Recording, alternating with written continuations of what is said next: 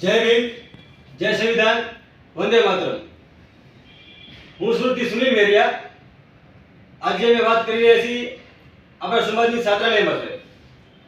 આપણા સમાજની છાત્રાલય એટલે કે અનુસૂચિત જાતિની છાત્રાલય અને અનુસૂચિત જાતિ જનજાતિની આયોગ એટલે કે એસટી સમાજની છાત્રાલય. આપણે દક્ષિણ ગુજરાતમાં સુરત, બારડોલી, વ્યારા, માંડવી, ઉમરપાડા આ જે તાલુકા સુરત જિલ્લા તાલુકા છે ત્યાં છાત્રાલય ચાલુ છે એસટી સમાજની. અને એસટી સમાજની છાત્રાલય યાની કે અમરેલી, બોટાદ અને કોડીનાર ત્યાં છાત્રાલય બંધ હાલતમાં છે. એના માટે અમરેલીમાં અવારનવાર કલેક્ટર કચેરી રજૂઆતો કરી, ધારાસભ્યને રજૂઆત કરી, પણ કોઈ ચાલુ થઈ નથી.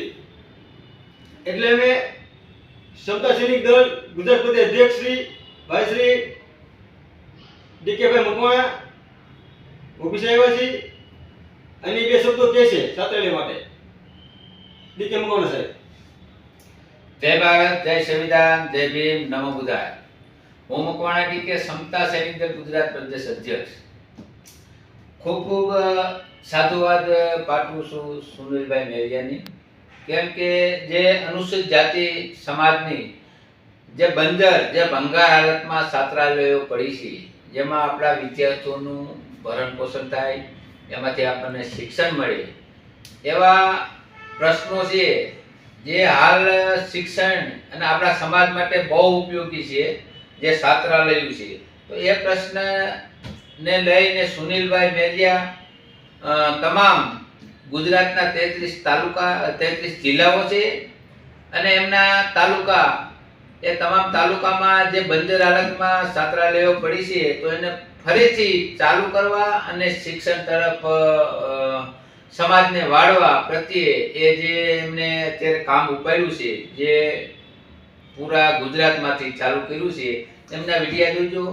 સારી સારી વાતો છે, શિક્ષણ બાબતની છે અને આપણા સમાજના જે કહેતા પ્રતિનિધિઓ જેને આપણે વોટ આપ્યા છે, જે કાંઈ હોદ્દા પર છે, મારે નામ તો નથી લેવું, પણ આ લોકોને પણ હું કહેવા માંગુ છું કે તમે સંસદમાં બેસો, કોઈ પણ તમે અધિકારી હોવ તો આપણા સમાજને શિક્ષણ કાંઈ ન કરો તો કાંઈ નહીં, પણ શિક્ષણ મળે એવા બે શબ્દ તો આપો.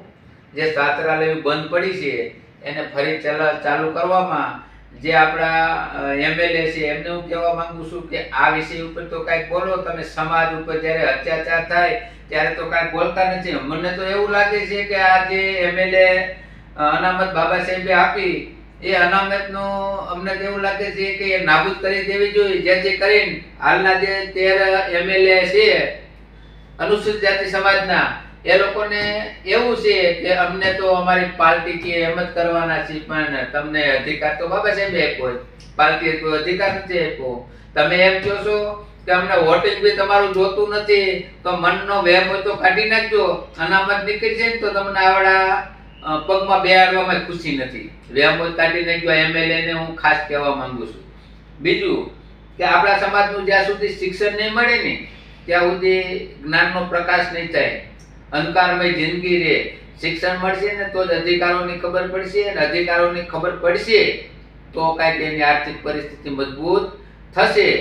તો શિક્ષણ ઉપર ધ્યાન આપો. આપણા સમાજની જે કાંઈ છાત્રાલયો બંધ હાલતમાં છે એને કઈ રીતે ચાલુ કરવી એ ભાઈ સુનિલભાઈ ઉપાડ્યું છે. એમાં સૌને કહું છું સાથ સહકાર આપો અને સંસદ ભવનમાં જે કાંઈ બેઠા છે એ થોડાક બે શબ્દ મોઢામાંથી બોલે એવી હું આપશ્રીઓને વિનંતી કરું છું. જય ભીમ, નમો બુદ્ધાય. દિનેશભાઈનો ખૂબ ખૂબ આભાર જેને આ માહિતી આપી. કેમ કે આપણો સમાજ શોષિત પીડિત છે. ક્યાંક સમાજ આપણો વંચિત ન રહી જાય. છાત્રાલય બંધ થઈ જશે તો સમાજ વંચિત રહેશે. આપણે ગ્રામ પંચાયતમાં પ્રાથમિક શાળા જો બંધ થઈ જશે તો સમાજને શિક્ષણ મળશે નહીં.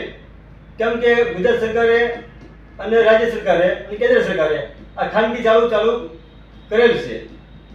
શિક્ષણનો અભાવ ઘટશે.